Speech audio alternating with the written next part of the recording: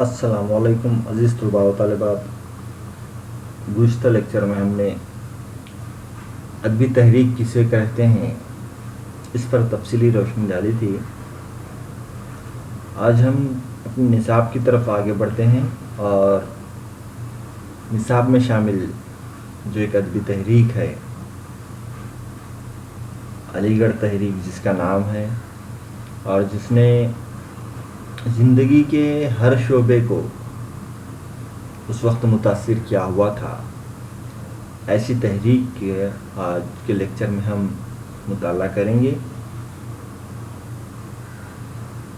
سب سے پہلے تو ہم اس کا کچھ پس منظر دیکھیں گے اور تحریک کس طرح سے وجود میں آئی اس پر روشنی ڈالیں گے.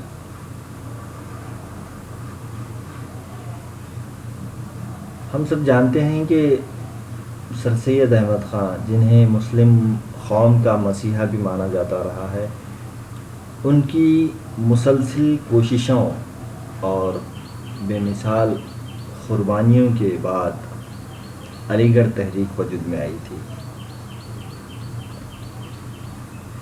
اور اس تحریک نے جو سب سے بڑا کارنامہ انجام دیا تھا وہ یہ تھا کہ شکست خوردہ قوم،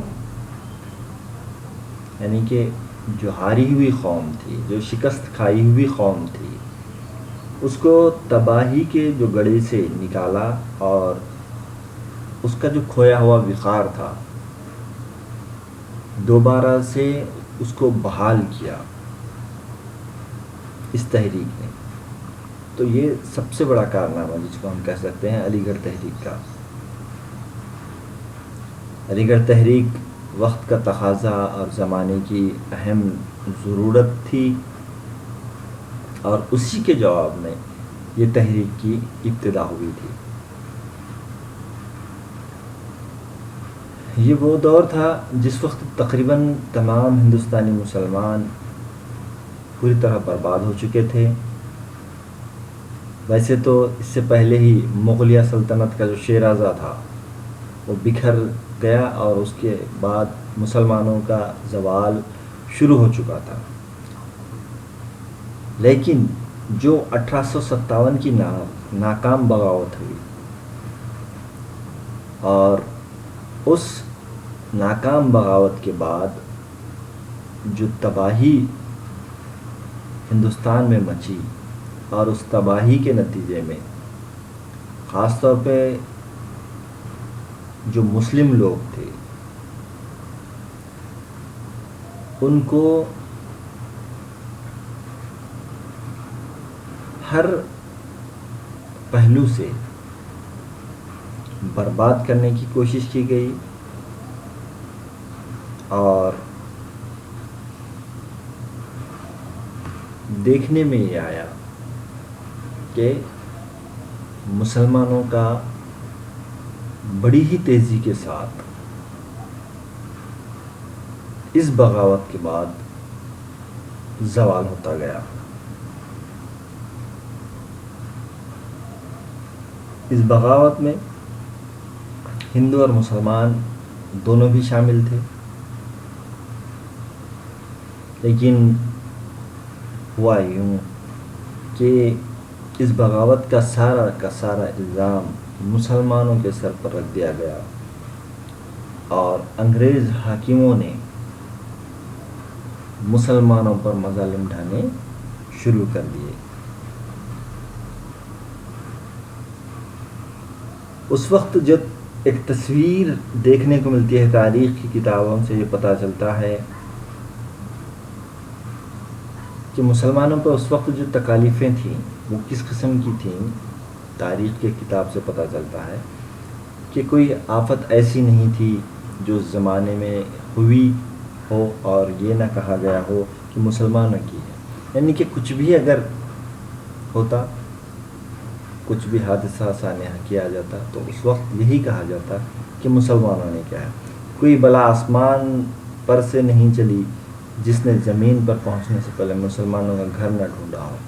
اور ایسا ہوا کہ مسلمانوں پر ہر قسم کی بلائیاں ٹوٹ پڑی.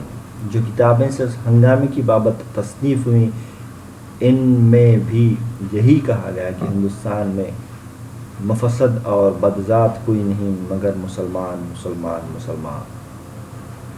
تو مسلمانوں کو اس وقت کیا کہا گیا؟ بدذات کہا گیا.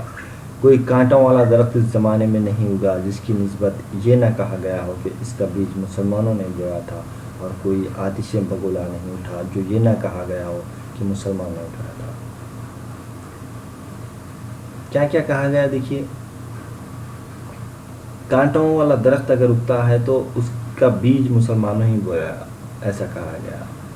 پھر آتش بگولا اگر کہیں اٹھا ہو تو وہ مسلمانوں نے ہی اٹھایا. یعنی کہ کچھ بھی اگر حکومت کے خلاف کام ہوتا تھا تو یہ مسلمانوں کی ہی حرکت مانی جاتی تھی. اور اس کے نتیجہ یہ ہوا کہ مسلمانوں کے گھر مکمل طور پر برباد ہو گئے. بے شمار بے گناہ مسلمان پھانسی پر چڑھا دیے گئے. ہزاروں کی جاگیر ضبط کر دی گئی اور ہزاروں مسلمانوں کو بغاوت کے الزام کی وجہ سے ملازمت سے برطرف کر دیا گیا، ہٹا دیا گیا.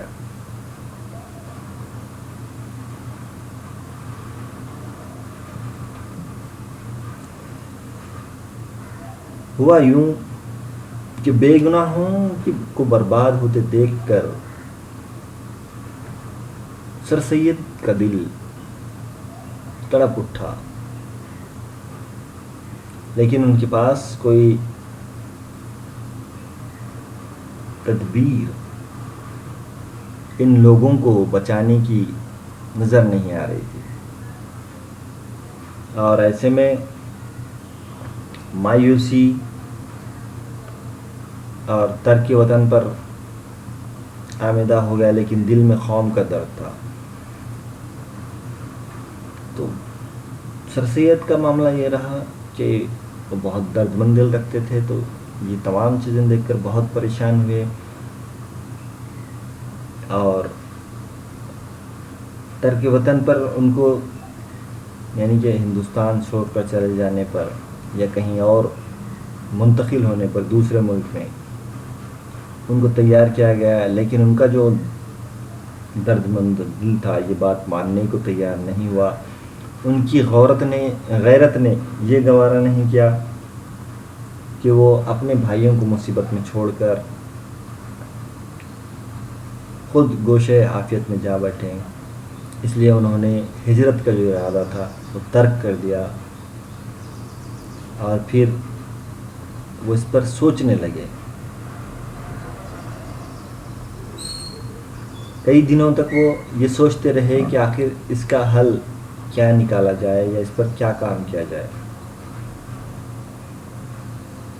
وہ تدبیریں بہت ساری سوچتے تھے، لیکن معلوم نہیں ہوتا تھا کہ کیا کریں، کیسے کریں. جتنی امیدیں وہ باندھتے تھے سب ٹوٹ جاتی تھی. آخر انہوں نے یہ سوچا کہ سوچنے سے بہتر ہے کچھ کرنا چاہیے. اور پھر ہمت نے ساتھ دیا.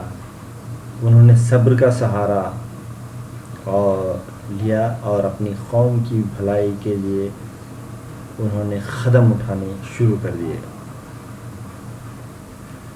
قوم کی بھلائی کے لیے وہ اتنے فکر مند رہے کہ دن رات اسی کی فکر کیا کرتے تھے اور سوچتے تھے کہ مسلمانوں کو اس مصیبت سے کسی طرح وہ نجات دلائیں گے. سب سے پہلے جو کام انہوں نے کیا وہ یہ کیا کہ حاکموں کے دل سے مسلمانوں کے خلاف نفرت دور کی جائے اور غم و غصے کو کم کیا جائے. تو انہوں نے سب سے پہلا کام یہ کیا، سر سید احمد خان نے، کہ مسلمانوں کے تعلق سے جو نفرت تھی یا مسلمانوں کے خلاف جو حکمرانوں کے دل میں جو نفرت تھی اس کو انہوں نے کم کرنے کی کوشش کی، ان کو غم و غصے کو کم کرنے کی کوشش کی. انہوں نے کئی کتابیں لکھی اور انجمنیں بھی بنائیں اس کام کے لیے. یعنی کہ یہ جو نفرت انگریز حکمرانوں کے دل میں مسلمانوں کو لے کر بیٹھ گئی تھی، اس کو کم کرنے کے لیے انہوں نے کتابیں بھی لکھی اور انجمنیں لگائیں، اور مسلمانوں کو خواب غفلت سے بیدار کرنے کے لیے رسالے لکھے. جو مسلمان اس وقت خواب غفلت میں کھو گئے تھے، ان کے لیے انہوں نے کیا کیا؟ رسالے لکھی، کتابیں لکھی، پھر مضامین بھی لکھے، اور مسلمانوں کی ترقی کے لیے ادارے بھی قائم کیے. اور اس کے بدلے سر سید احمد خان کو قوم کی طرف سے جو انعام ملا وہ الزام کی صورت میں ملا. انہیں قوم کا بدخواہ کہا گیا، انگریزوں کا حامی کہا گیا، اور اسلام دشمن کہا گیا. تو یہ ایک ایسی بات ہے کہ سر سید احمد خان نے جو اپنی پوری زندگی قوم کے لیے وقف کر دی، اس کے نتیجے میں ان کو قوم کا بدخواہ، انگریزوں کا حامی اور اسلام دشمن کہا گیا. دراصل اس کے پیچھے ایک وجہ یہ جو بتائی جاتی تھی کہ سر سید نے ہمیشہ سے انگریزی تعلیم حاصل کرنے پر زور دیا، اور اس وقت مسلمانوں کی ذہنیت اس قسم کی بنی ہوئی تھی، اگر انگریزی تعلیم حاصل کریں گے تو اسلام سے خارج ہو جائیں گے یا اسلام سے دوری اختیار کر لیں گے. یہ جو نظریہ تھا اس وقت کے لوگوں میں بیٹھ چکا تھا، گھر کر چکا تھا. پھر اس کے ساتھ ساتھ انہوں نے اس انگریزی تعلیم کے علاوہ جو سائنس ہے، سائنس ٹیکنالوجی کو اپنانے کا یا پھر اس کی تعلیم حاصل کرنے پر جو زور دیا، جس کی وجہ سے ہوا یہ کہ لوگوں میں ایک قسم کا وہم و گمان پیدا ہو گیا کہ یہ اسلام سے دور کرنے کی کوشش کر رہے ہیں، اور ہر چیز کو سائنٹیفکلی وہ جانچنے پرکھنے پر زور دیتے تھے سر سید احمد خان. تو ان وجوہات کی بنا پر انہیں اسلام دشمن بھی کہا گیا. حد تو یہ ہوئی کہ سر سید احمد خان پر قاتلانہ حملے بھی کیے گئے، مگر ان کا جو عزم تھا اور ان کی جو ہمت تھی اس میں کسی قسم کی کوئی کمی نہیں ہے. اتنا سب ہونے کے باوجود بھی انہوں نے ہمیشہ سے قوم کی بھلائی کی فکر کی، اور ہمیشہ قوم کی بھلائی کے لیے تدبیریں کرتے رہے، قوم کے فائدے کے لیے دور دراز کا سفر کیا، کئی لوگوں سے ملاقاتیں کی، اور صرف اس کے پیچھے مقصد ایک ہی رکھا، وہ تھا اپنی قوم کی بھلائی. کئی لوگوں سے مدد بھی مانگی، اور جن لوگوں کی انہوں نے بھلائی کرنے کی کوشش کی وہی لوگ ان کے دشمن بھی بنے. ان کو وحشی کہا گیا. عالموں اور فاضلوں نے تو کفر کا فتویٰ بھی دے ڈالا.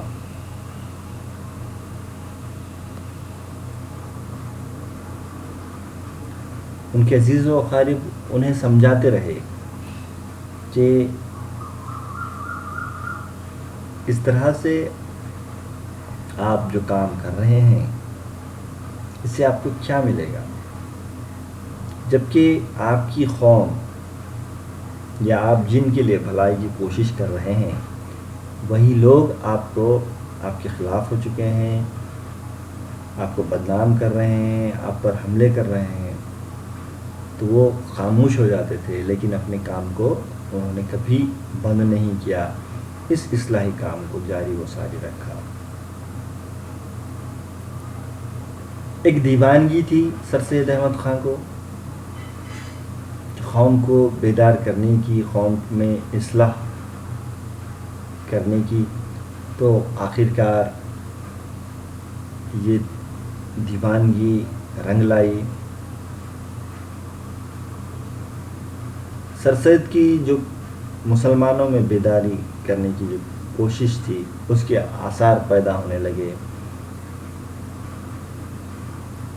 اور پھر ہوا یہ کہ سر سید احمد خان اپنی قوم کو محنت و جفا کشی کا سبق سکھانے لگے. مسلمانوں میں اجتماعی قوت کا احساس بیدار ہوا، وہ دین کے ساتھ دنیا کی اہمیت کو بھی سمجھنے لگے، یعنی کہ دنیاوی تعلیم بھی اب حاصل کرنے کو وہ اہم سمجھنے لگے.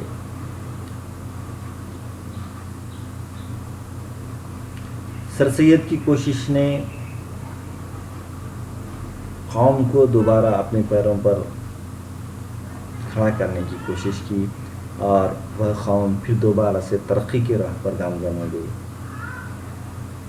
یہی سر سید کی جو کوششیں تھیں، ان کوششوں کو علی گڑھ تحریک کے نام سے یاد کیا جاتا ہے، یا علی گڑھ تحریک کہلایا جاتا ہے.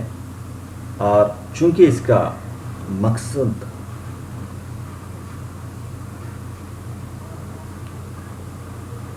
اس کا جو مرکز تھا وہ علی گڑھ تھا، اس وجہ سے اس کو علی گڑھ تحریک کہا گیا، ورنہ اس کو پہلے سر سید تحریک کہا جاتا تھا، چونکہ سر سید نے ہی اس کی ابتدا کی تھی، اس کو بلندیوں تک پہنچایا تھا.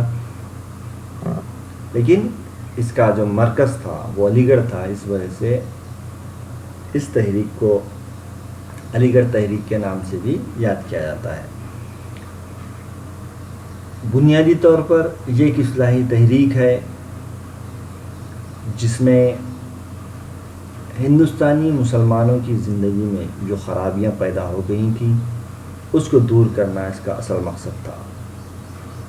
وہ کسی بھی قسم کی برائیاں ہوں، تمام کی تمام برائیاں دور کرنا اس کا مقصد تھا.